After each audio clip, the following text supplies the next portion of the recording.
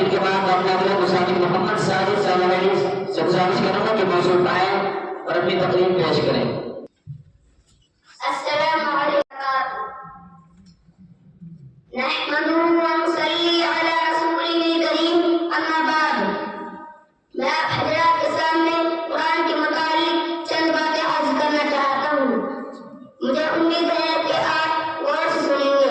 اللہ کے رسول صلی اللہ علیہ وسلم نے فرمایا، جس شخص کے دل میں قرآن کریم کا کوئی حصہ بھی محفوظ نہیں، وہ ویران گھر کی طرح ہے۔ قرآن کریم کو یاد کرنے کا بہت بڑا انعام ہے۔ قرآن یاد کرنے والوں کو اللہ تعالیٰ جنت میں داخل فرمائیں گے اور اس کے بعد